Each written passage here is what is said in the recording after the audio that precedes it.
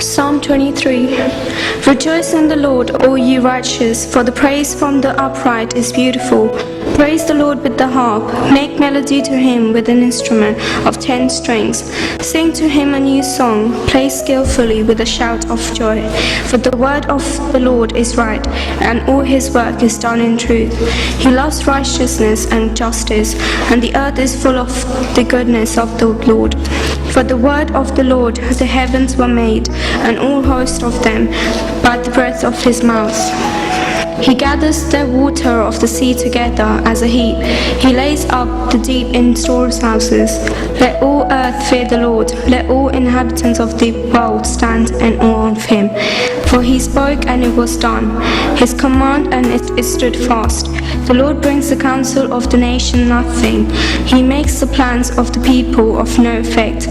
The counsel of the Lord stand forever, the plans of his heart to all generation. Blessed is the nation whose God is the Lord, the people he has chosen and his own inheritance. The Lord looks from heaven, he sees all the sons of men. From the place of his dwelling he looks on all the inhabitants of the earth. He fashioned his heart individually. He considered all their words. No king is saved by the multitude of an army. A mighty man is not delivered by great strength. A horse is a vain hope for safety, neither shall it deliver any but a great strength. Behold, the eye of the Lord is on those who fear him, on those who hope is his mercy, to deliver their soul from death and to keep them alive in famine. Our soul waits for the Lord. He is our help and our shield.